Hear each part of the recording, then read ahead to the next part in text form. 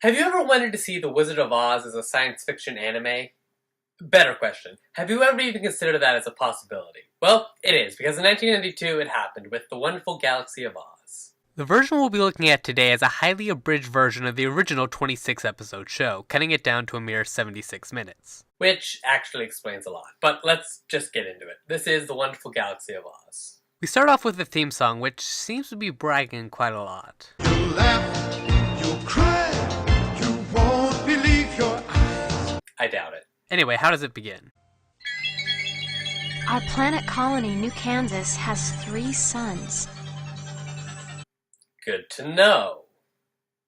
Is that really how you want to start this? Well, these all-important 3 suns are coming together this day, which causes massive storms and earthquakes and a galactic vortex. I don't know for sure if that's BS science, but probably, yeah.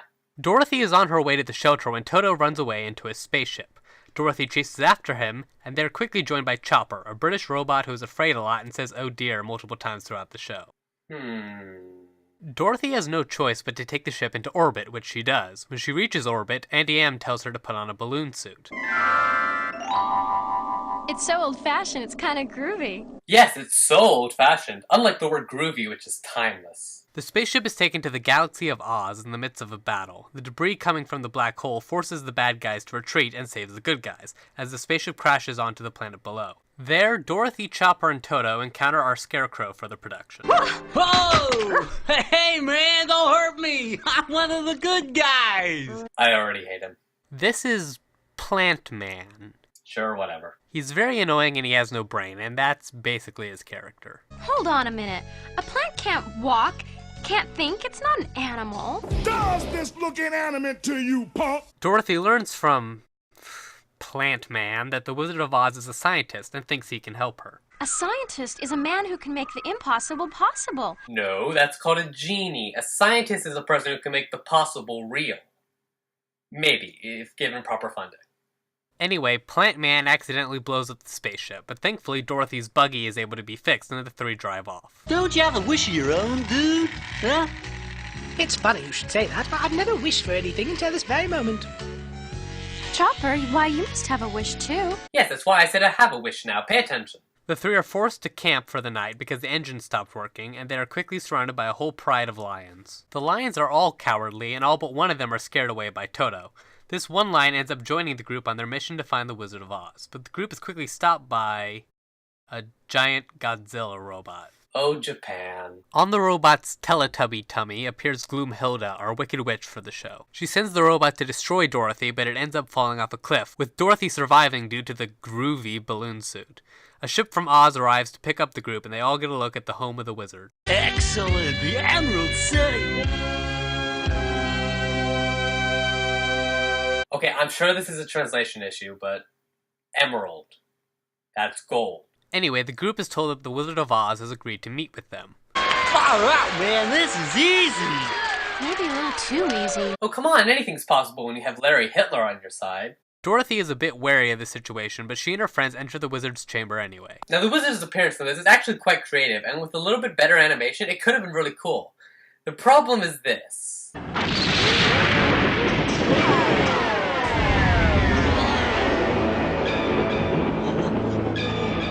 Behold, great eyes! The voice of the wizard is not impressive. Like, at all. The voice in the 1939 movie was simple but effective. They chose the right actor to give that commanding performance. But here... Why do you run from Oz? Did you not come to meet me? It's just some guy. Amateurs. Well, when the wizard hears their wishes, he tells them to wait for an answer. They accuse him of being a fraud, which, like in the original story, he is. He's just a little kid, though, in this version. We're reminded that the villains are still in the story. For 35 seconds. Before we get a chase scene, eventually, Dorothy bumps into a jukebox which reveals a hologram from the real Oz, the boy's father. He says that he has discovered the rainbow crystal, which can read minds and grant any wish, and he has dedicated himself to finding and protecting it. He ends the message by saying this. Mosey, I know it's a lot to ask, but for the sake of the world, go well, my son. Yes, I know it's a lot to ask, but don't do anything. Think you can handle that? Mosey, the little boy, smashes the jukebox in frustration, revealing a robotic bee which is trying to take the message to Gloomhilda. So the group goes off to find the crystal first. Meanwhile, Mosey's father prays, Yes, Really? for protection and then puts himself into a cryonic sleep before entering a black hole. I think. After that, we cut back to the group who are celebrating that they are nearing the crystal that they somehow know the location of now. Chopper, let's go to the crystal right away. What do you mean right away? What, are you gonna make a few pit stops first? Maybe take the scenic route? We cut again, this time to Gloomhilda and her henchmen, who are watching Elvis impersonators on TV. Because...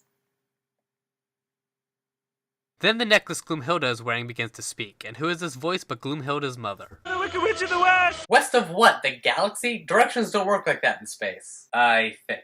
She wants the rainbow crystal so that she can return to her body, but she is interrupted by a newscast which alerts Mosey to what appears to be his father's destroyed ship, which is being picked up by Space Rescue Because that's not a major space cliche. through a giant claw. I guess a tractor beam would have seemed too similar to the movie they're totally not ripping off. Space rescue to control. We've got most of the wreck. No sign of survivors. Over. Okay, this is my favorite character in the whole thing. No sign of survivors. Over. Who is this? What's your operating number? While searching the crashed ship, Lion Man, Oh, did I forget to mention the Cowardly Lion is called Lion Man? Sorry, I was trying to forget the stupidity. finds a picture of Mosey and his father, confirming that it is his ship. But Gloomhilda's ship, the Shadow Star, begins to chase them until they find themselves in a...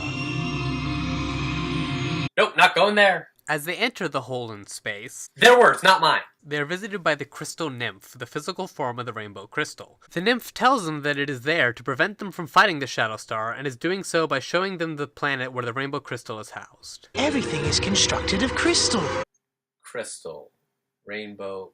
Crystal. Rainbow. Somewhere over the... I just got that! But Mosey ignores the Nymph's advice and sets off to attack the Shadow Star, but ends up crashing and falling into a chasm where he finds his father. But when the rest of the group joins them, they find one of Gloomhilda's spy bees and send back a fake message of them revealing the wrong location of the Rainbow Crystal. Oh, and by the way, we'll apparently be resorting back to VHS in 43 years. Mosey's father leads the group to the castle where the Rainbow Crystal is located. We saw it at last. The Rainbow Crystal. Oh, I'm sorry, are you still narrating this thing? It was smaller and even more beautiful than we imagined. Yeah, that's great, but how many suns does the planet have? It turns out that the crystal cannot be touched by the group when they try, but before they can discover why, the Shadow Star arrives to intercept them. Man, Elsa's gonna be so mad. When Gloomhilda arrives, she finds out that she also can't touch the crystal, but her mother moves through her and takes the crystal, returning her to her true form. The group of our heroes escape and the villains give chase. As long as they roam the galaxy, they remain a threat. We must destroy them at once. Hey, genius, you've got a crystal that can grant wishes. Wish for them to die. They do manage to practically wipe out the fleet of the Emerald City. After the idiots lead them back there. But Dorothy decides to not be afraid and that they should steal the Rainbow Crystal back. General Brixton, did you hear that? Yes, sir. I'm only 5 feet away. Okay, that legitimately made me laugh. Well done. Well, they get aboard the Shadow Star quite easily, but Gloomhilda's minions give them chase. I hope they don't have cockroaches. I'm scared. They have a magic crystal with unlimited power and a seemingly unstoppable weapon system. And you're worried about cockroaches? Man, you would be so dead if they actually had the guts to kill you off. The Witch of the West corners them, has them in their clutches, and... Now wait, Mother. There's no need to bring them harm. What are you talking about? Agreed. I have often wished that I could be more like them. I envy the love they have for one another.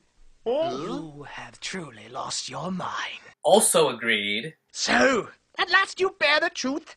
You think I'm a poor mother.